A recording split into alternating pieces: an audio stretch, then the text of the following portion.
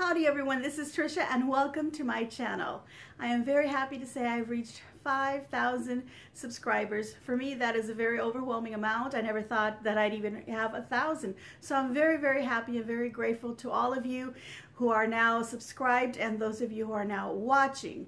I see that there's many of you from the United States, I've seen New Mexico, California, Pennsylvania, Ohio, New Jersey. I've seen Georgia, North Carolina, Alabama, I think Kentucky, and I'm sure I'm missing some, and I'm sorry if I missed you. I know there's been some people from Alberta, Canada, from the UK, very excited about that, Germany, and also Australia, and New Zealand. So I'm very happy. Thank you all very much for having left your comments, and thank you for liking my videos. I want to thank you by continuing a little bit more on this 2017 Christmas by giving you 12 days of Christmas. I will be doing 12 days consecutive of little crafts and little tips for your Christmas and holiday decorating. I will cap it off with a short little video of my home as I decorate it for Christmas. So again, thank you very much from the bottom of my heart, and Merry Christmas to you. This is day 6 of 12 days of Christmas, and today I will be decorating my Christmas tree. Now, there is a little story behind my Christmas tree which I will be explaining to you. It is not just any ordinary Christmas tree. It is something that my husband and I created. We're very proud of it. So let me go ahead and show you how I put this all together. Alright, so here are the branches to my Christmas tree. Nothing spectacular, but let me explain. I had a Christmas tree and I felt like it was a little too wide, and I needed something a little slimmer. So I wanted to get a new Christmas tree, but my tree was still pretty good. It's getting to the point where it's going to have to be replaced pretty soon. But in the meantime, I decided to make the best of it. My husband and I came up with an idea. There's my little cat, little ninja cat under the couch there. And anyway, we decided to just recycle what we already have. Now, here are the branches, as I told you. And I've only selected a few branches from what was my existing Christmas tree. I selected the ones that I thought would give me just the right amount of width and just the right height. But in order to redo my Christmas tree, I couldn't use the base from it. So my husband put together this post right here. It's like a, you know, a fence post, nice round fence post, and I think it's 6 feet tall. I'm not really sure, but I think that's the height. And he's put some little wood, little braces down at the bottom to help it stand sturdy. And what we do is we end up putting it inside of this galvanized bucket, because I like the look of the bucket, and instead of using a tree skirt or a tree stand, that is what I'm using. I'm going to be putting my tree right over there, so I'm going to be putting a little carpet right there instead of a tree skirt, and that's where my tree is going to go. We're going to put some bricks in there, and I've got these bags here because I also fill it up with some bags, and then I use this snow cover to cover up the bags and just make it look like it's a bucket of snow and that the tree is growing out of that. So that's the little story behind my tree, and I'm going to get to putting it together so that you can see how I do that. Alright, so I'm going to start off by placing the bottom branches that I've chosen from my original tree, and actually these branches were actually attached to the other tree, and they just kind of folded down. They had some little hinges, but what we've done is we've actually cut them off with wire cutters and just had them long enough so that we can insert into this post. What my husband did is he drilled holes into the post. He did 4 all the way around, and then up like maybe about, I think we went up about 8 inches, and we did another row and so forth all the way to the top. And at the very tippy top, we made one big hole for the tree topper, which is the big bushy part that goes at the very top, which could also actually be like a little mini tree. But anyway, the way that I get these on here is I use my hot glue gun, and I've got plenty of glue sticks, and I'm going to go ahead and start putting this together. So what I'm going to do is I'm going to put some glue on the tip of this branch and just insert it. I'll go ahead and put it in this one so you can see that. And then the next thing I do is I just kind of fluff it up a little bit so I can kind of get them ready. Now the bottom ones, I don't worry too much about fluffing them too much, because as I'm going up and I'm standing next to the tree, you know, I tend to push into them, but I still want to see them a little bit fluffed up. So that gives me less to do, especially the branches that are way on the inside. The ones on the edge, don't worry about them till you get to it. Now my tree is a little bit, you know, tilting back and forth this way, but I'm going to go ahead and put the branches up. My husband will come and add some items here to give some weight to hold this down. And then I'll fill it up with bags and the snow, as I said. So I'm going to continue putting the branches around, and I'll show you as I go along how the tree is starting to look. All right, there's my tree. I've put all the branches on it, and I'll need to poof a little bit up on the very top, and some branches that I keep hitting when I lean into it.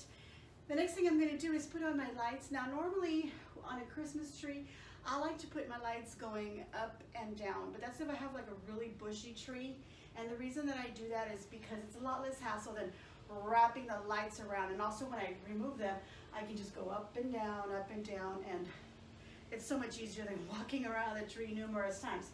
But because I have this style of tree that I really wanted, where you can see the what would be the bark or the pole of the tree, I don't want to run the lights up and down because I don't want to see wires going through here. So instead I'm going to go ahead and go around this time, and then in the back is where my wire will go up to go to the next level as it goes around and then up. And then all the wires that are actually going up and down will be at the very back of my tree. I haven't put it all the way back into the window yet because I want to be able to move around comfortably around the tree and not scratch up my glasses or anything else. I've already checked my lights and they work perfectly fine. So that's basically what I'm going to do next. And I'm probably going to have my husband help me finish up at the top, and then I'll be back to decorate it. All right, so my tree is now all lit up as best as I could do. I ran into a little problem. I had plugged in my lights. They were all working. I was getting them on there. After a little while, when I was getting down to almost being done, my son comes in and he goes, you know, there's a whole section that's not even lit up. And I look up and I had from here to like about right here that wasn't lit up, so I had to somehow figure out what line to pull that one out, and then he ran, and he was my hero, and ran and got me some more lights. End of that story. So now the next step is, for me, is going to be to put on the ribbon in my tree. So what I do is I make a big bow, not too big, because obviously my tree is very slim. I don't need a huge bow, and I also put a little birdhouse up at the top, so I need to dig that out and get my bow made, so then I can have them put way up at the top. And then what I'll have is some extra ribbon, and I have this plaid here that I'm going to be using, and I've used it in other arrangements, so I'm tying that in with some of the other things. It's also on my wreath that's on my wall. I'm going to have some long tails just streaming down the sides of the tree. I do have this other beautiful ribbon that has some poinsettias, and I kind of want to tie it in there. I'm going to see how it all looks. And that's basically it. I don't want to overdo it on the ribbon because I've got some really pretty ornaments and that I want to use that I haven't used in a while. And so let's get that ribbon on there. All right, there is the bow at the very top of my tree with my little tiny little birdhouse, as you can see right on there. It's so cute. It's made of little twigs. I love it. And then I've got ribbon coming down on each side of my tree. The ones in the front are a little shorter, and then the ones in the back are longer. And here's a piece of ribbon right here that I'm just going to pinch and then just loop into my tree. And I'll take a branch, twist a couple of them together, hold it in, make another loop, another pinch way down here, grab it with a tip, and then just kind of bend the little ends like that. And that's it. Let me show you on the other side the ribbon as I grabbed it onto there. All right, so the next thing I want to do is I have some berry twigs. All right, the next thing I have are these berry branches that I'm going to carefully untangle, and I'm going to be inserting little bits into my tree. And just, I've got a little loop there, as you can see, that kind of hooks onto a branch in the back, and then I just place this on there like that. It'll just hook onto the branch, and then you can't pull it out anymore. See, and then that's what I'm going to do. So I'm going to get the rest of the berry stems and do that. All right, well, I've finished putting all the berry stems in my tree, and I think it looks really great. If you're wondering about the poinsettia ribbon that I showed you that I said I was going to tie into the tree, I decided not to use it. I'm going to be using that in my front entry instead because I do need a ribbon for that. So that's a tree so far with berries and ribbon. And of course it's all nice and lit up with this little bucket of snow down at the bottom. That there will be covered with a basket with some poinsettias, so I'm not going to worry about that right now. And now I'm going to go ahead and put my ornaments, so let me go ahead and show you what they are. All right, here's my table full of all the ornaments that I want to put on my tree. I start off by putting all the ball ornaments first, and then I start putting all the little decorative things. I have little owls, and those are the owls that I made in 2015. And then I've got little deer, little lanterns and so forth, little icicles that I want to put on there. And here I've got these little vintage looking ornaments. These are from Grandma's Attic from Michael's. I don't know if they still carry that, but I collected them, and I have two sons, so that's why I collected the little boys here. And of course I've got these little train, a little car, little fire truck, and a little airplane. But I've also got these beautiful looking ornaments, and they've got a vintage look to them, and I'm going to be pulling them out of the box and hanging them so that you can see them closer. And right there are those little top hat ornaments I made this year. And just a few more extra things also that you can see on the table.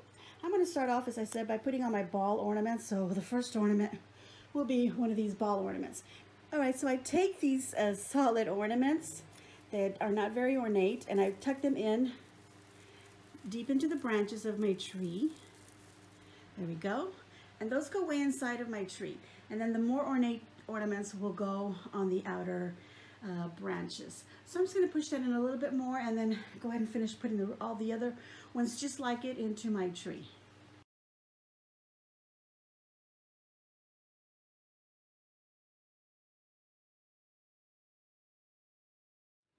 All right, so I think I've put enough ornaments on my tree. I've decorated it, and I think it looks fantastic. Let me know what you think in the comments below.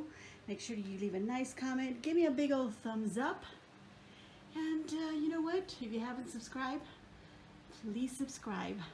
And I want to thank everyone who has already subscribed. Thank you for sharing me in your social medias. And as always, enjoy.